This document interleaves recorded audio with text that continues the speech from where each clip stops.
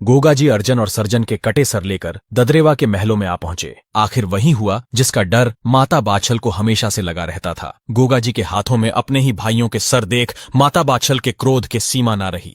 भोली और साफ मन की माता ने क्रोध में गोगा जी से कहा कि तुमने अपने ही भाइयों को मार डाला, इसी वक्त यहां से चला जा और मुझे कभी जीवन में अपनी शक्ल मत दिखाना। माता की आज्ञा सुनकर गोगा जी दुखी मन और भरे नेत्रों से ददरेवा से निकल गए। पीछा करते हुए माता सीरियल गोगा जी के पास आ पहुंची और गोगा जी के साथ चलने की जिद करने लगी। तब गोगा जी ने कहा कि अभी मेरा खुद का कोई ठिकाना नहीं, तो मैं आपको अपने साथ कहां रखूंगा। इस पर माता सीरियल ने गोगा जी से वचन लिया कि आप मुझसे मिलने आते रहेंगे। रानी के बहुत आग्रह करने पर गोगा जी मान गए और रानी से कहा ऐसा ही होगा, किंतु इसके बारे में आप किसी के समक्ष चर्चा न करें। जिसके बाद गोगा जी वहां से गोरख टीले की तरफ चल दिए और नैनों में नीर लिए रानी सीरियल उन्हें देखते हुए अधीर खड़ी रोती रही।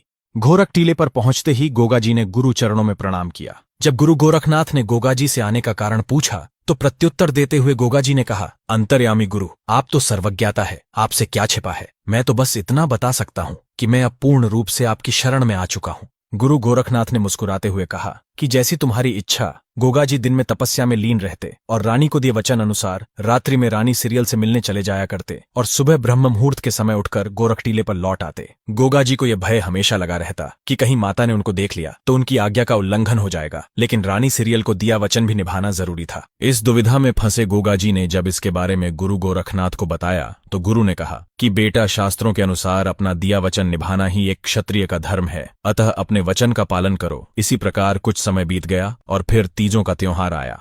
16 सिंगार कर रानी सीरियल तीज झूलने की आज्ञा लेने अपनी सास के पास पहुंची। रानी के सिंगार देख माता बाछल क्रोध में बोली, जब तुम्हारा पति घर बार छोड़कर जा चुका है तो ये हार सिंगार किसे रिझाने के लिए किए जा रहे हैं। अपने ऊपर लगा लांछन रानी सीरियल से सहा ना गया और सीरियल ने माता को प्रत्युत्तर देते हुए कहा, चले तो आपके लिए गए हैं, मुझसे तो नित्य प्रति रात को मिलने आते हैं। माता बाछल ने रानी को झूठी कहते हुए कहा कि जब तक मैं खुद अपनी आंखों से नहीं देख लेती तुम्हारी बातों पर विश्वास नहीं करूंगी। इतना कहकर माता बाछल रानी सीरियल को नौलखे बाग में झूला झुलाकर महलों में लौट आई और द्वारपाल से कहा कि रानी सीरियल के कक्ष के आगे नजर रखो, यदि गोगा आए तो मुझे इसकी सूचना तुरंत मिलनी चाहिए। हमेशा की भांति रात्रि होते ही जब गोगा जी महाराज ददरेवा के महलों में पधारे तो द्वारपाल ने आज्ञा अनुसार माता बाछल को सूचित कर दिया। सूचना मिलते ही माता बाछल गोगा जी के बाहर आने की प्रतीक्षा करने लगी। जैसे ही गोगा जी महलों से बाहर आकर नीले पर सवार हुए तो माता